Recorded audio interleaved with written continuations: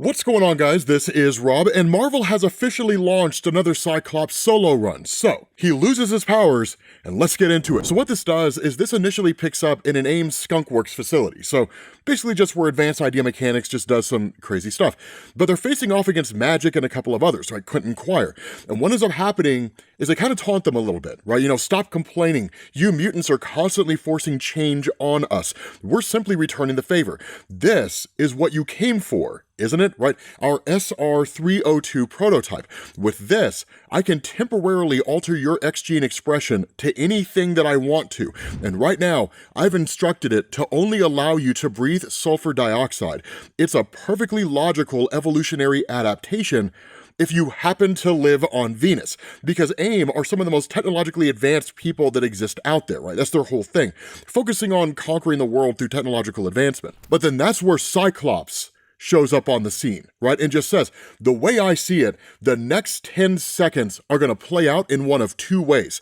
In the first, you try to overwhelm me with superior firepower. In the second, you get to walk away with your teeth. So, what's it gonna be? And of course, AIM chooses the hard road, right? They say, target the center mass. I wanna study his eyes, right? Hit this guy in the chest. And Cyclops is like, cool, the second option it is. And this dude unleashes hell. Like, he goes absolutely chaotic, and it's just on 3 guys, but he starts tearing them apart. The funny thing about it, right, as long as Cyclops has been using his powers and training as an X-Men, he has become prodigious in the use of his abilities. And in fact, we get to see this play out, because one of them gets up behind him and then puts a gun to his head, right, and says, so this is the great Cyclops, mutant Khan's great rebel prince. They tell me your eyes can generate concussive force equivalent to that of a hydrogen bomb.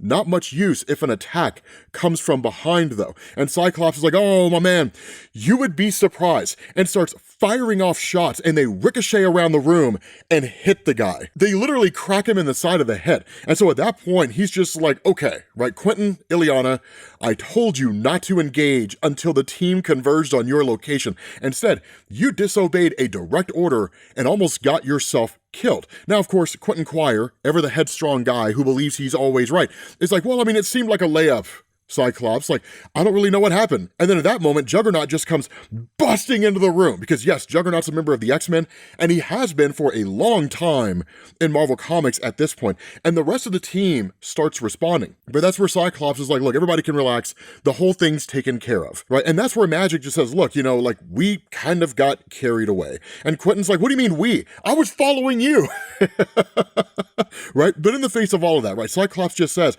I do not need a sorry, Magic. I need soldiers. I need people who follow orders, do what they're told. And the unspoken part of that is understand the significance of their role within the team. And that's kind of an interesting thing, because the response to all of this in a conversation between Beast and Cyclops is Beast asks, Soldier Scott, right? Since when did the X-Men become soldiers? And that's where Cyclops just says, you don't seriously think Professor Xavier enrolled us at that school to teach us algebra, right? We have always been soldiers. And Beast's response here, right? He just says, no, I remember dancing, laughter. Our enemies do not get to define us. But the response to Cyclops here, and this is important, he says, do you need something, Hank? Right? I came out here to clear my head. Now, this is an important argument that the two of these guys are making here, because you can make a credible case that the X-Men have always been soldiers, right? They're a peacekeeping group, but soldiers nonetheless, which is to say, they've been trained for combat, and they've been trained to operate as a singular cohesive unit. I think what really differentiates the point that Cyclops is making and the point that Beast is making is that with Cyclops, they're soldiers insofar as they have to fight as a unit and they have to fend off various threats. But both things can be true at the same time. A peacekeeping force and soldiers, right? But at the end of the day, Beast just says, Chief Robbins came by with this, right? Said that she'd like to politely remind you that the Merle Police Department has better things to do than take messages for us. And that's where Cyclops, and kind of looking at it, just says Bar Brawl, capital of the subarctic. Now, this is one of the things that I want to specify here for those of you guys who have not been following the X-Men comics. Since the fall of Krakoa, the mutant population has to some degree gone back to the way that it was, which is to say, different groups just kind of splintering filtering off and spreading throughout the world and functioning in different purposes. For Cyclops' team, they actually took off to the subarctic, right, out into Alaska, and they actually ended up taking over a town called Merle, and there's actually a gigantic sentinel that sits out there, and Cyclops chose not to tear it down. It kind of stands as a constant reminder that Merle and other people out there had actually stood in support of what humanity was doing in the face of the mutant population. And so it's an important thing because it's kind of a reminder to everyone who's there. But the important thing for Cyclops here is that it's essentially him receiving a message to come and visit someone. And in fact, he says that, right? This is just an old ghost that I need to visit. An unpaid bill has come due because the message is from Robin Hanover. Now, this is an important thing here because at that point, we switch over to Mount Mercer, an old abandoned coal mine up in British Columbia. And this guy is kind of speaking this monologue as he's doing all of this stuff. And he says, "Not proud, prideful. I make no apologies. In war, doubt is death. But have I erred from time to time? Certainly, I am only human. Well, perhaps not anymore, but in any case, it is certainly true that I've kept questionable company. I had such high hopes for the first Reavers, cybernetically enhanced mercenaries, perfect mutant killing machines. What could be better? Except they were stillbirths. The steel was true, but the flesh was fickle." And that's where you have these guys who are just kind of begging, right? You know, I want my mom, they're begging for mercy, please stop, right? Like you're literally torturing us. But that's what this guy just says, right? "Hush now, I am speaking." And he just says, "Where was I?" Right? And he says, "Hate was never a problem for the original Reavers. They hated just fine, but they never believed, not like me, and not like you, my new Reavers. You see, I have come to believe that we must not hate the mutant. They are simply a resource. With discipline, they can be humanity's artificial organ. Go where we should not. Build what we cannot. We will put the mutant to work for us. We will make them dig for a fabulous treasure, but we must hold the whip hand. We must be stronger even than they are." And that's where these guys are begging, right? "Please, Mr. Pierce." And he says, "Are you asking for another comfort break, Philip? I am afraid that boat has sailed." And where this guy says, right, "What you're doing hurts," his response is, "I see. Okay." Well, as Philip begs for like some kind of treatment for the pain, the response of Donald Pierce is, "Of course, right? All of you are so young, and I've asked so much of you. So here, something for the pain." And he blasts this guy with an energy shot and says, "I found you all in the gutter. I promised you lives of consequence. All I asked in return was absolute commitment. So tell me, is anyone else wavering?" And then at that point, he starts getting back to work on drilling into these guys and creating cybernetic enhancements. Now, this is a crude thing, but one of the things to understand here is that when it comes to Donald Pierce in Marvel Comics, there are a variety of anti-mutant groups that exist out there, the Friends of Humanity, different things like that. Donald Pierce is a believer. It's not so much to stand up and say that mutants are a problem. For Donald Pierce, it's we must actively get rid of them. We must actively eliminate them, right? If they are gone, then the world will fundamentally be a better place. Now, there are certainly individuals in those other groups who do believe that, but not everyone does. And in the case of Donald Pierce, those individuals who don't believe like he believes will ultimately just be removed. And that's kind of how he functions in this capacity here. But to the point about the Reavers and the significant threat they pose.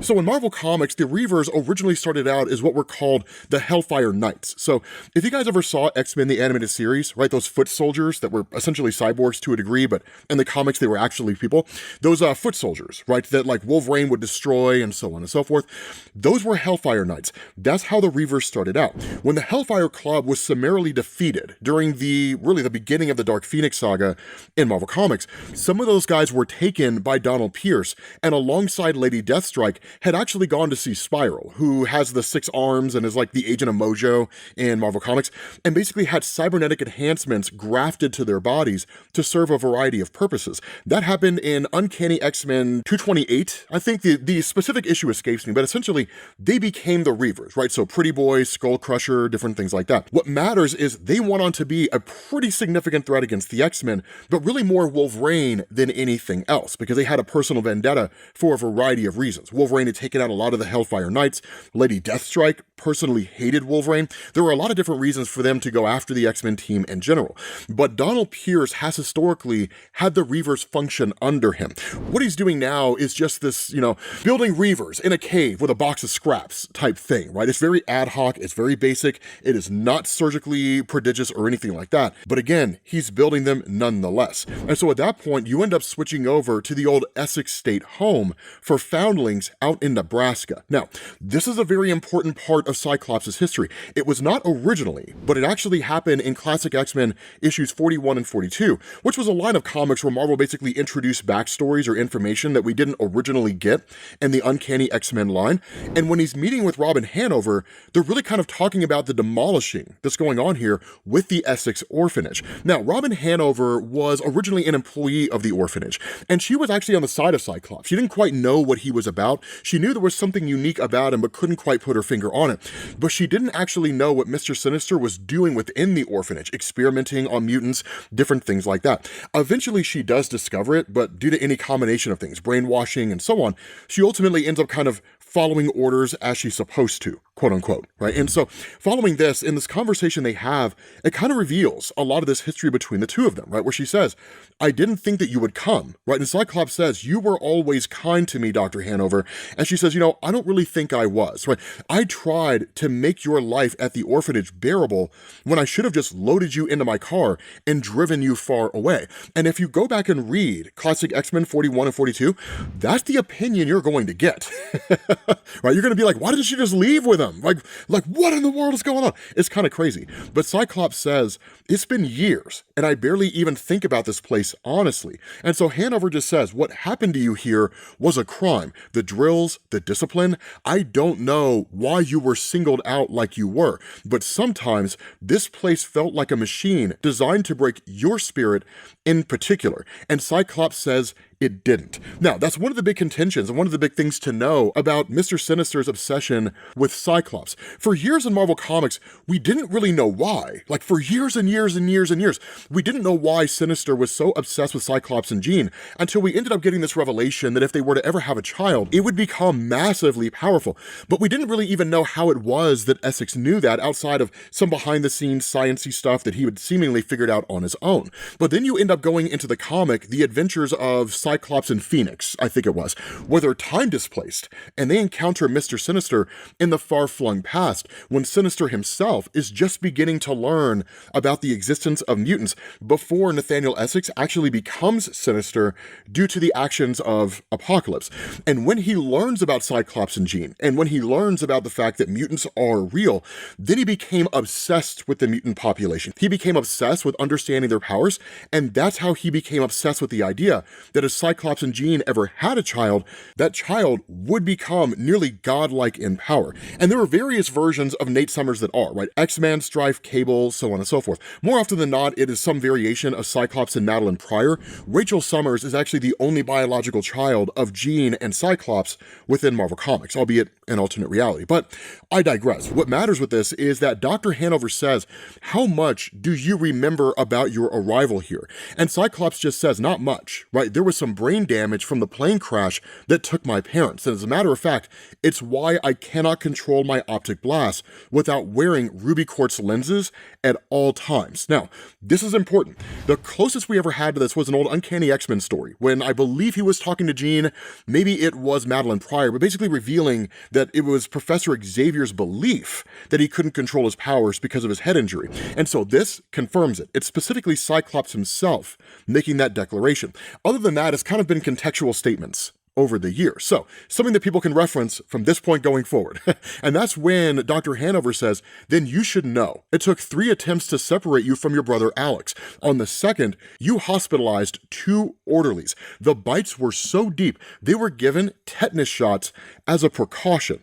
On the 3rd attempt, you set fire to the East Wing. And Cyclops just says, that doesn't sound like me at all, right? Are you sure? Alex never mentioned any of this stuff. And that's where Robin just says, because everyone who spent any length of time here has gaps. It's a bad place. And so this is Alex Packnadel, I think is how you pronounce his name, the guy writing this comic, telling us there's going to be retcons in this. We're going to learn things that we didn't know about Cyclops' history before, which is one of the things that really excites me about it. But Robin Hanover continues on. She says they should be salting this earth, not building on it. And that's where Cyclops just asks, right, why are you telling me this now? And Hanover just says, because I'm sick. And if I don't beg for your forgiveness now, then I never will. You came here with a wildness inside you, Scott, something furious and beautiful and free. And I let them snuff it all out. And so when Cyclops goes to take off in the Quinjet, he kind of has this conversation with Alex, right? Where Alex tells him, right, you went back there and you didn't tell me, Scott, right? Like, I know that you and I did not part on great terms, but I should have been there. Now, the relationship between Cyclops and Alex is tenuous at best, depending on the era of Marvel Comics and who's writing the story. But a lot of times they disagree on a lot of different things, how situations should be handled, so on and so forth. And so for the most part, when Cyclops responds, he says, I did not know what I was walking into with Dr. Hanover, Alex. I was simply just trying to protect you. And Alex recognizes that, right? And he says, but I'm all grown up, man. It was not your call to make. I am not your little brother. I mean, I am, but I'm not a little brother for you to protect. And that's an important thing because Cyclops says possibly, but blowing the orphanage to hell was not your decision to make either. So really the two of them just kind of made their own calls regarding their own past on how parts of it should be handled that could in some ways affect the other, but neither took the others into account. So again, that's why the relationship between the two of them is often strained in Marvel Comics. But Cyclops just says, look, I just wanted to say I should never have let them separate us. If I had been smarter and if I had planned better, that likely never would have been the case. But one of the things that Alex tells him, right, Scott, you were 11 years old. You were not in control. And guess what, big brother? You still are not. You cannot control the world. It doesn't work that way. And you never could, right? But it's one of the things that seemingly Cyclops struggles with, right? Trying to have the world under his thumb, trying to make sure that he can monitor everything at all times and control every facet of his life and seemingly the lives of the people around them, not for nefarious purposes, but to protect people. But it doesn't work that way, right? Danger will come whether you want it to or not. And so what you end up doing is just switching over, right, to this young woman who's just like running through the woods, clearly trying to escape the Reavers. And a couple of them are on her tail, right? And they say, you know, this will go easier if I do it on my own. And the other one just says, so you can let the Jean joke escape again, tearjerker. I wouldn't even have to be out here if you didn't keep screwing things up. But again, that's where tearjerker just says, okay, but you have to let me bring her in myself, Sockeye. Show everyone that I've got the stuff. And Sockeye just responds, right? Why should I? I don't even like you. Why would I help you? But at that point, tearjerker just says, yeah, well, it doesn't even really matter anyway. Mr. Pierce bailed me out after I burned down that Krakoan gateway. He said that he saw my potential. He says I'm the best one. And Sockeye just says, he says that to all of us. Right? Haven't you figured that out yet? But at the end of the day, tearjerker's distracted by spotting the young woman who's out there. Of course, being able to use heat vision in order to see where it is that she's going. But in the midst of all of this, they're distracted by the Quinjet of Cyclops as it comes flying by. And so when that happens, tearjerker fires off a missile and takes it down. But the funny thing about this is they don't know Cyclops is inside. Their initial thought is that it's the Avengers. And that's why when it gets taken down and comes crashing to the ground, Cyclops tries to pilot it as best he can to keep himself from dying in the crash, that Sockeye comes running over and is like, you idiot, you just blew up Captain America, right? And that's where tearjerker's like, look, man, I was trying to protect us. They were going to find the mine and find out what's going on here. But that's where they're kind of arguing back and forth, right? Where Sockeye says, do you even know what you've done? They're going to send everyone now, right? Everyone. It's simply just acting in the moment and giving no thought to the consequences of those actions. But that's where Donald Pierce chimes in and says, I know that you're busy tracking down our carelessly mislaid mutant, but we just heard something that sounded suspiciously like an explosion down here. You two would not happen to know anything about that, would you? And where tearjerker's like, don't tell him that I did it. Sockeye's like, it was tearjerker. He shot down a Quinjet, Mr. Pierce. He immediately rats him out, right? Like a dick. And so at that point, Donald Pierce is like, a Quinjet.